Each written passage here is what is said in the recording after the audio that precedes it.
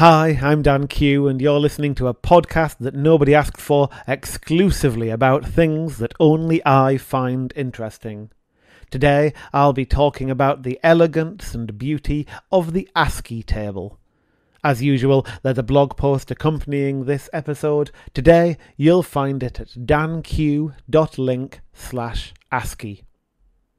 The elegance of the ASCII table. If you've been a programmer or programming-adjacent nerd, perhaps a geocacher who occasionally finds themselves having to decode binary to ASCII, you'll have doubtless come across an ASCII table.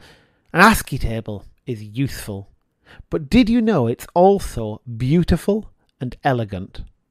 Even non-programmer-adjacent nerds might have a cultural awareness of ASCII tables thanks to books and films like The Martian. Do you remember that bit in both the book and the film when Mark Watney divides a circle around his recovered Pathfinder lander into segments corresponding to hexadecimal digits 0 through F, so that he can allow the rotation of its camera, controlled by operators on Earth, to transmit pairs of 4-bit words, and those 4-bit words make 8-bit bytes, which he can decode as ASCII, thereby establishing a means to re-establish communication with Earth. I figured one of you guys kept an ASCII table lying around, and I was right.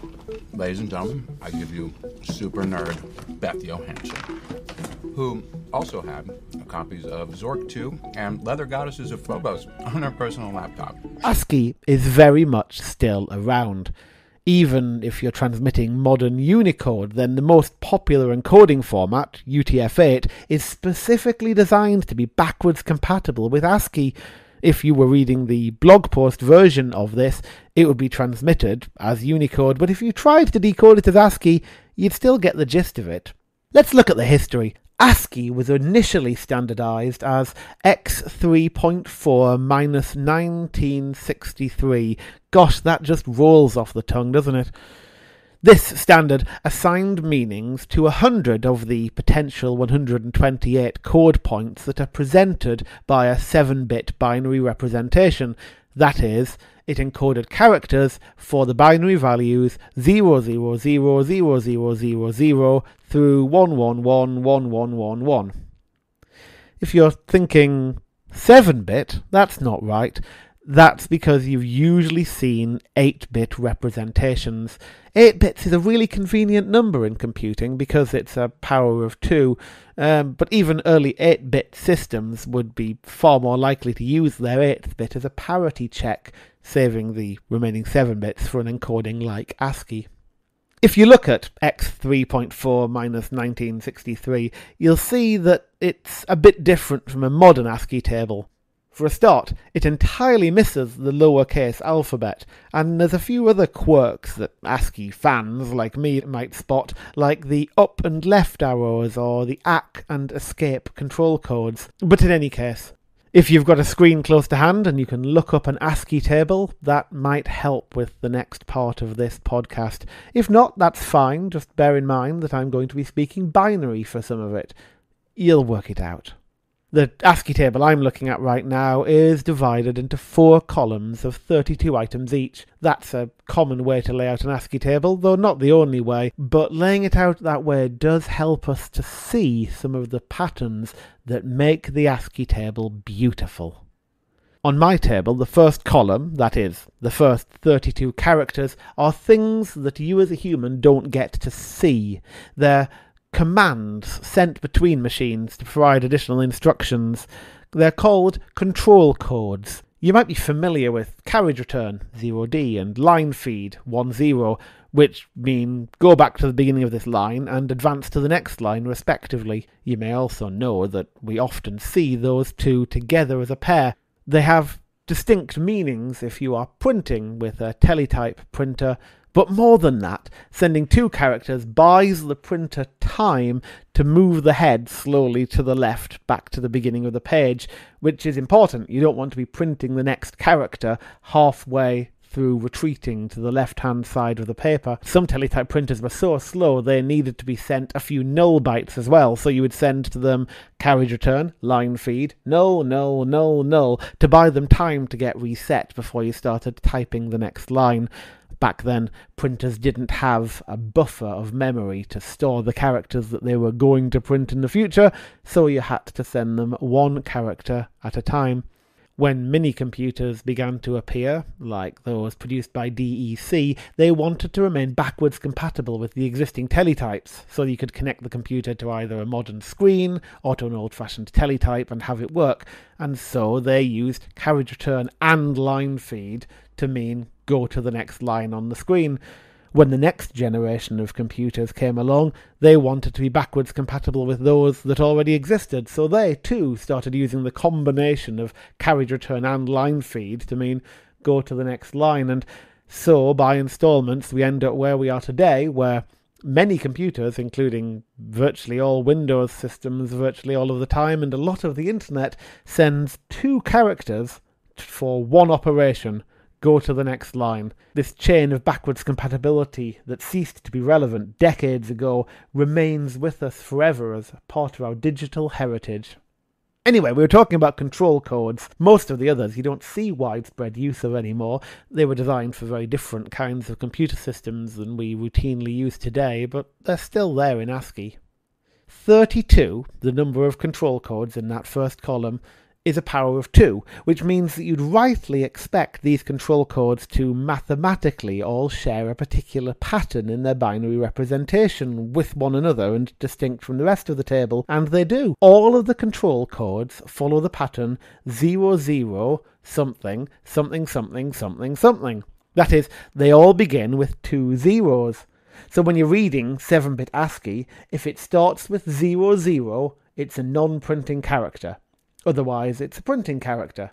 Yes, I did say 7-bit ASCII.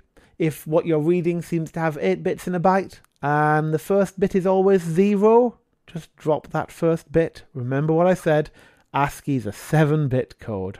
That pattern, that control codes start 00, makes it very easy for humans to read binary encoded ASCII, and with it, it makes the code less arbitrary and more beautiful. It also helps if you're an ancient, slow computer system comparing one bit of information at a time, because you can use a decision tree to make shortcuts about the kind of operation you'll perform in response to receiving a particular character.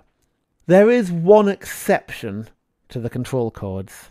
Delete is the last character in the table. Character 127, represented by the binary number 1111111. Now, that's a historical throwback to paper tape, where a keyboard would punch some permutation of 7 holes to represent the 1s and 0s of each character. The thing about punching holes in tape is you can't unpunch them.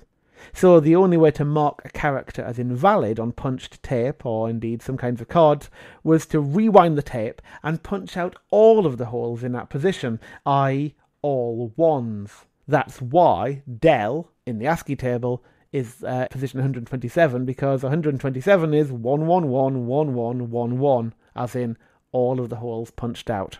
The first printable character on the ASCII table is space. It's an invisible character, but it's one that still has meaning to humans, so it's not a control character.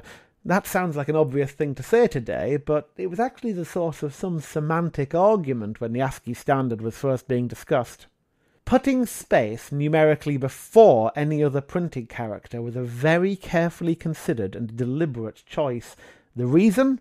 Sorting. For a computer to sort a list of files or strings or whatever, it's easiest if it can do so numerically using the same character conversion table it uses for all other purposes. So the space character must naturally come before other characters, or else John Smith doesn't appear before Johnny 5 in a computer-sorted list like you'd expect him to. Being the first printing character, and in the 33rd position, 33 being a power of 2 plus 1, space also enjoys a beautiful and memorable binary representation that's easy for humans to recognise. 010, 0000. Next, we've got the numbers. The position of the Arabic numerals 0 to 9 in the ASCII table is no coincidence either. Their position means that they start with 0 at the nice round binary value 0110000, and they continue sequentially. So 0110001 is 1. 0110010 is 2. 0110011 is 3, and so on.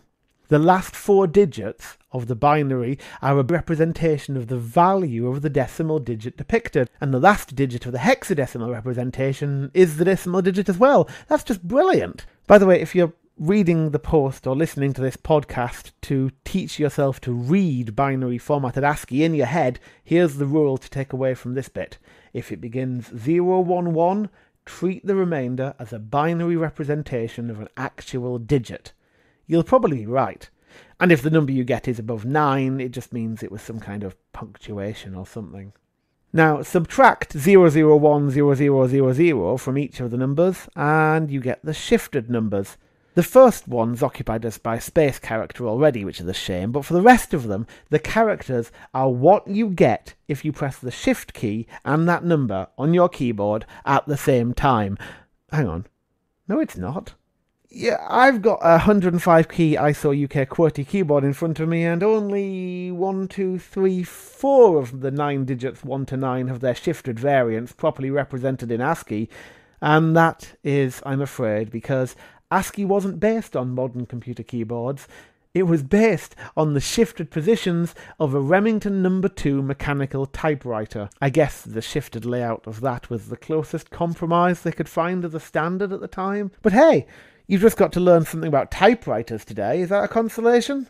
Here's a bonus fun fact, if not. Early mechanical typewriters usually omitted a number 1. It was expected that you'd type the letter I instead, which is fine for printed work, but for computer-readable data, it doesn't really work. Next, the letters. Like the numbers, the letters get a pattern. After the @ symbol, at 1000000, the uppercase all begin 10, followed by the binary representation of their position in the alphabet. A is the first letter of the alphabet, so you'll find it at 1000001. B is the second letter of the alphabet, so you'll find it at 1000010, 10 being binary for 2, and so on, all the way up to Z, 1011010. 11010 is of course binary for 26. If you can learn the positions of the letters in the alphabet and their numbers, and you can count in binary, you now know enough to be able to read any ASCII uppercase letter that's been encoded as binary. All you're doing is taking off the 10 at the beginning, turning the remainder into a decimal number, and taking the letter at that position. And once you know the uppercase letters, the lowercase ones are easy too. Their position in the table means they're exactly 0100000 higher than the uppercase variants, i.e. all the lowercase letters begin 11. A is the first letter of the alphabet, so lowercase a is found at 1100001. 26 for Z is 1111010, because 11010, as we just discussed, is 26 in binary. If you're wondering why the uppercase letters come first in the ASCII table, the answer again is sorting. Also, the fact that the first implementation of ASCII, which we talked about earlier, was put together before it was certain that computer systems would need separate character codes for upper and lowercase letters. I suppose one could conceive of an alternative implementation that instead sent control codes to instruct the recipient to switch case, for example. Given the way that technology is now used, I'm glad they made the decision they did. It's beautiful. There's this strange and subtle charm to ASCII, given that we use it, or things derived from it, literally all the time in our modern lives and in our everyday devices. It's easy to think of it as just some arbitrary encoding, but the choices that were made in deciding what streams of ones and zeros would represent which characters exposes a refined logic. It's aesthetically pleasing. It's littered with historical artifacts that teach us a hidden history of computing, and it's built on top of patterns that are sufficiently sophisticated to facilitate powerful processing while still being coherent enough for a human to memorize, learn, and understand. Once again, this episode was based on a blog post which you can find at danq.link/ASCII. If ever there was an episode of my podcast that you should read the blog post for, it's this one. If you enjoyed today's episode, leave a comment there or email me on podcast@danq.me. And as always, Dan Q for listening, Dan Q very much.